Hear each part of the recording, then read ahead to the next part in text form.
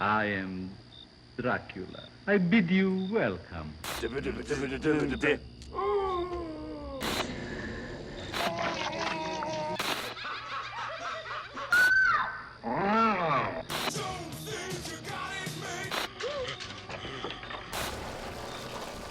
This Halloween, you won't like me when I'm angry. The Bloodstone. Papa.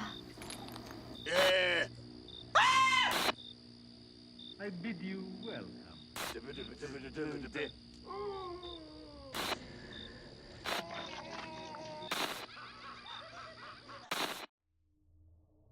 I have an embarrassing announcement to make. Just a few weeks ago, I beat Silent Hill for the first time. Those who have followed me for a while probably know that not only am I a big horror fan, but I'm also big into horror games as well. But I just never got around to sitting down and playing Silent Hill, even though I've listened to Theme of Laura more times than the average human should. That said, I didn't know much about it. I just knew the famous bits like everyone else. But with Silent Hill 2 being remade, I finally took the time to sit down and beat the first two games. While embarking on that journey, I recalled that there was a Silent Hill movie, actually two, and a new one on the way. With all the Silent Hill hype approaching, I figured, hey, let me check that out while I'm at it. So unlike most of my Nights of Horror reviews, this one's gonna be fresh, having just seen this movie. Keep in mind that my lore of Silent Hill is still pretty limited to just the first two games, although I've been doing a little bit of outside research to gain a better understanding on some things. That said, let's talk about the Silent Hill movie. Let's go back to the early 2000s where we have a few major waves going on in a rather dry Hollywood right now. We have remakes of Japanese horror films, most of them being god-awful, some of them pretty good. We were also seeing a surge in video game adaptations, and there was also superhero stuff going on, but that's a whole separate beast. Video game adaptations, well, they still weren't great, but we were making some progress. At the sake of embarrassing myself, I will say that I still adore the 90s Mortal Kombat film. However, Anderson's next venture is more debated. I feel that Resident Evil and Silent Hill are always being compared. And having finally played Silent Hill, they are different entities. I'm a huge Resi fan, and I have been for almost my whole life. 2002 had seen the first movie, which kinda worked if you saw it as just a spin-off. But then the sequels went crazy. Fans have been divided on them, though at the time I used to agree that those movies were pretty bad. The same could be said with Silent Hill. When the movie was released, it was originally panned. Fans of the game and critics both hated it. But now, the people who grew up with it are adults and can now start bringing in their defensive cases. And such, there is a less negative stigma around the film. It seems to be something that's going around a lot with different franchises. I have zero nostalgic lens with Silent Hill though, so that's not really gonna have much interference on my opinion of this movie. I bring up Resi because even though they were rather mediocre films, they did bring in the money. So a Silent Hill film just seemed to make sense. At the time, it was still a really popular horror franchise. And to me, I think it has a rather decent story. In terms of narrative, I think there's more to work with here. But being a video game is also its major advantage. Silent Hill isn't scary for its monsters, it's scary for how it attacks your mind and makes you feel unsafe even in an empty, well-lit room. It doesn't play by standard rules, it throws you around into different spaces. It never makes you feel like you can trust your own sanity. It also helps that these games went with the everyman tropes as opposed to being elites or trained cops like Resi, so you feel unsafe in the manner that you aren't equipped for these situations. The atmosphere is unparalleled and ingenious for the tech of the time. These large-scale cities covered in fog, a radio that warns you of enemies nearby, a masterful score that is just mwah. And sure, the monsters are creepy, but I think they're definitely more effective in Silent Hill 2, which overall is just more effective in how it's a much more personal story and a more personal game. with the characters and monsters being more symbolic to the protagonist and his own trauma. A true psychological horror.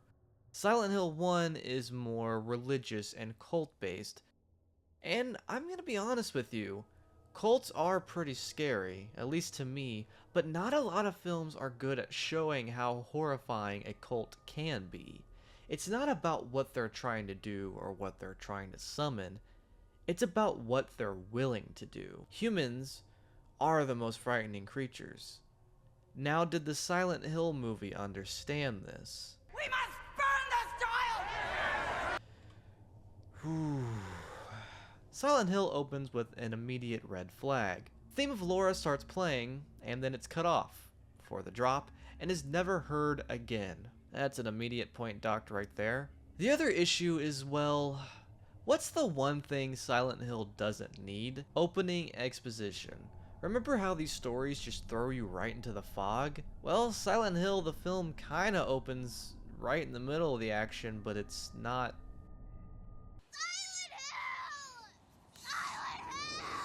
Yeah, I was really tempted to shut the movie off right after that. That is not good. So we have Sean Bean as Harry Mason. They have different names in the movie for some dumbass reason, and I don't really care. I'm using their real names. We have Sean Bean as Harry Mason. What more do you need? Oh yeah, let's just sidelight him to a side character. What do you mean? Apparently, and I don't know how true this is, but it seems to be the common story, supposedly on the commentary of the film, or whatever, the director, Chris Gans, said that Harry was too feminine, so they decided to make him a female lead instead. I wanted to make a comparison to The Ring for switching from a male to female lead, but at least that movie had a point and did something thematic with it. This is a messed up excuse. I'm never gonna forgive the fact that Sean Bean was literally right there. It was right there. So the new female lead is Rose, based off of Harry's dead wife from the game, I guess. Her appearance, though, reminds me more of Heather Mason from Silent Hill 3, but I haven't played that one yet, so I have no idea if the characters are any similar. And Cheryl is now Sharon, I guess, who sleepwalks and has nightmares about Silent Hill. Which in this movie is now a ghost town with a dark past. Wow, you turned Silent Hill into a cliche. That's actually impressive. Oh, here's Laurie Holden as Sybil. You know what? I don't give a damn what any of you say. That is good casting right there. That is another chance for perfect casting. Sean Bean as Harry Mason, Laurie Holden as Sybil. Why do we have all of the right pieces and are doing nothing with them? Keep your seatbelt fastened, honey. Okay. Well, it took about 20 minutes, but the story finally started.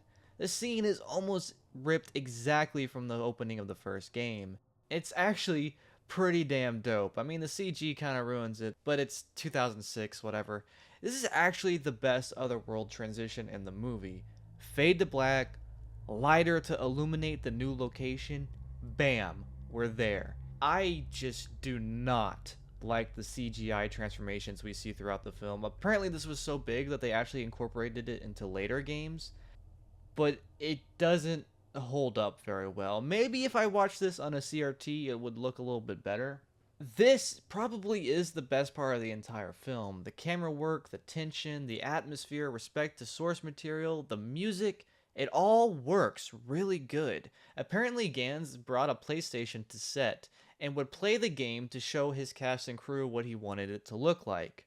That's not necessarily the best way to go about making a movie, I guess, but at least we know he was a fan of the games. It's just such a shame how the story got so weird. Supposedly, Gans didn't even want to adapt the first game initially. He wanted to do the second one first because, you know, that's everyone's favorite, I guess.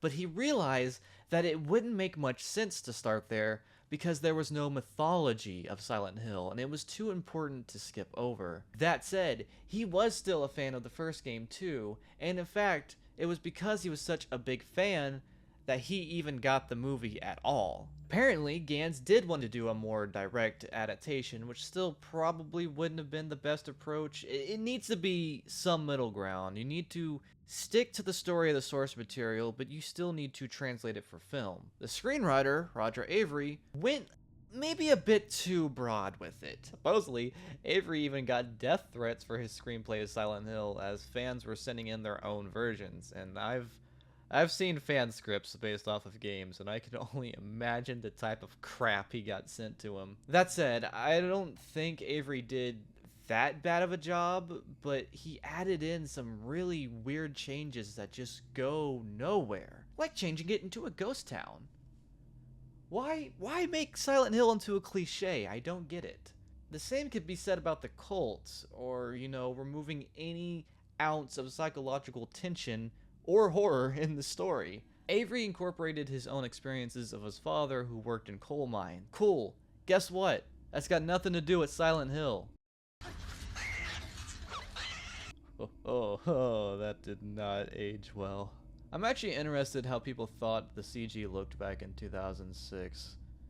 Because looking back on it now, it's really tough. I gotta say it, the digital aspects of this film are its lowest points. When it's practical, it's pretty damn good. The film just kind of alternates from looking really good to looking piss poor. But even still, when it looks good, the atmosphere feels forced and artificial. Like it's just a replicant, but it's missing the substance. There's nothing threatening or spooky about it. And I think a lot of that is just because of how the film carries itself. Although supposedly the choppy nature of the film is also because it was heavily condensed from the original 3-hour cut. Although one must wonder if the extra hour is what the film is missing or just additional bullshit. Oh, and there's also the subplot with Harry that only exists for one bit of outside lore that also is supposed to serve the purpose of showing the difference between realities, but you should be doing that within the main story itself, so Gans himself wasn't happy with the subplot idea either, but it was forced onto him. The film gave Sybil more screen time, but effectively downplayed the importance of her character. That said, she's the least bastardized portrayal here. Her portrayal is kind of the worst in the beginning, but eventually she gets turned into this sort of sidekick character, where she inconveniences the protagonist and then eventually helps them out in the end. She spends a good bit of the story here being suspicious of Rose, which leaves the protagonist in handcuffs for the entire school sequence. It was actually a pretty good idea, as it did make her entire situation there more tense. In the original lore, her relationship with Harry is much more unique, and ultimately ends up being with him, depending on the ending that the player gets to raise Cheryl 2.0, or Heather. She actually replaces his wife's position in the ending cutscene, which replicates the opening. The most annoying thing they did with Sybil in this movie is making her the I'm not gonna listen to the protagonist character type. It's surprising that this flashlight works. What's more surprising is how much Rose wastes it by using it in brightly lit rooms. The school sequence is supposed to be our first real labyrinth. Most of the locations in the game are. They're actually rather small maps, but they can get pretty confusing really fast. The movie obviously had to streamline it. It's not super effective here other than just being, hey, that's part of the game, and it's in a movie, and then there are coal miners. Look, I'm here for a Silent Hill movie, not my Bloody Valentine. Bring back those damn demon kids, have them lurking the school or something. Why the fuck is Pyramid Head here? You want to talk about bastardizing a character. Pyramid Head is one of the most famous, if not the most iconic thing from Silent Hill. People who know nothing about Silent Hill know Pyramid Head, or as he's called, the Red Pyramid Thing. What they might not know is that he is deeply symbolic and personally linked to James, the protagonist of the second game. I don't want to spoil it, as the remake will probably be bringing in newcomers, but it is important that he's connected to that protagonist's conscience. The movie succeeds at taking the monsters from the trilogy and throwing them in where they don't really belong, other for us to point our finger at the screen and say, hey, it's that guy. The creatures exist with meaning, and that meaning is thrown out the window, so we have identifiable creatures in this movie. They even use the Silent Hill 2 nurses instead of the ones that are connected to Alyssa. I'm dead serious. Pyramid Head is the manifestation of James Spoilers. Why is he some kind of guardian here? And he kind of helps the protag sometimes. He's just there to be there, plain and simple. And people may be fine with that, but it takes away any ounce of weight that that character bears. But it's Pyramid Head, and he looks cool! Oh God, no. The rest of the movie is insufferably boring, with exposition and one of the lamest on-screen cults of all time. Witches! You sent away the witches! The original antagonist was the Order. The Order is a violent cult that uses drugs and forms of brainwashing to make new converts. They do truly despicable acts to achieve the goals of total domination. The most terrifying thing about them is that they think they are right. They believe that they are the true religion. They have their own values devoid of our concepts of morality and purely doing what they believe their God wants. Their ultimate goal is to bring the apocalypse, which they believe in turn will usher in a paradise, a utopia, if you will. The cult in the movie is the literal opposite. They're called the Brethren, who hunt and burn witches to prevent the apocalypse. I can't. We really just turned this to a witch burning story. So, the cult didn't like Alyssa because she was a bastard child and maybe had some powers. And they abused her and even left her alone with a pedophile. What the fuck is this movie? Christabella, who is for some reason a character that exists in this movie so that they could make Dahlia not the villain, has Alyssa burned alive, which she survives because of a mess up, and it's your typical 2000s Samara ripoff. She did some spooky stuff that makes Silent Hill happen. The result of the ritual is what ended up burning Alyssa, and that is where Lisa comes in. A relatively important and iconic character in the original story who kind of just ended up being a cameo. I can't help but feel like some of this filler could have been alleviated to let her be more of a character, but hey. Wait a minute. If this is the fire that everyone won't shut up about, how is she getting medical treatment in the town that it should have been evacuated? Or did she trap people that this is giving me a migraine. Oh, it looks like Sybil got the bad ending in this one. This is the finale of the film. Rose talks to the cult. Could have had Sean Bean fighting a demon with a shotgun, you know. But instead we got this. I come from a world outside this place. I come from a world full of life. It's not even good dialogue. There is absolutely nothing in this finale that resembles Silent Hill. Okay. This also looks not good. Wait a minute, this is just Carrie! Or that one Hellraiser movie where Pinhead kills all the people in that club. And the movie ends with Rose and Heather still trapped in an alternate reality. The movie isn't awful, it's really not that bad. But it just makes a lot of head-scratching decisions. It has good cinematography and good music, and I can't help but feel like that this movie had so much more potential that it just didn't utilize. I think the worst thing about this movie, looking back on it now, it doesn't really stand out from these other waves that were going on, which is a shame because I was truly and honestly excited for this movie. And it bummed me out. Like I got a little depressed watching this because I wanted it to be so good, and it just didn't click for me. And of course, you're not supposed to exactly replicate what's there. There are certain aspects from the narrative that you should definitely be bringing over. Silent Hill had a narrative that could have been tweaked into a workable film. Instead, they thought, hey, I can reinvent it into my own vision that will totally be on par with the original. That's a bold claim with writing like this. They used to say this place was haunted. I think they were right. Never ceases to amaze me how people think they can actually competently change the story and have it still be effective instead of feeling like every other dull 2000s horror film. A lot of the praise I do see for this movie now is that it's a good video game adaptation, but not a good film on its own right. Really, that's not saying much because the competition isn't that high, although recently they've been getting better. I think the movie's got some neat moments in it, but ultimately it really just fell on its face, especially at the end. And from what I can gather, even the people who enjoy this movie pretty much say to avoid the sequel, so I think I'll just do that. Although I am pretty excited for the new film, although I hope that this doesn't end up being the opposite problem where it's just exactly the same thing. But we'll find out whenever that movie comes out, because apparently it does not have a release date yet. Let me know how you feel about this movie in the comments below. Did you enjoy it, or do you think it's a rather bad adaptation? If you enjoyed this video, please leave a like, and please subscribe, as it really helps my channel out a lot. And as always, thanks for watching, and I'll see you next time.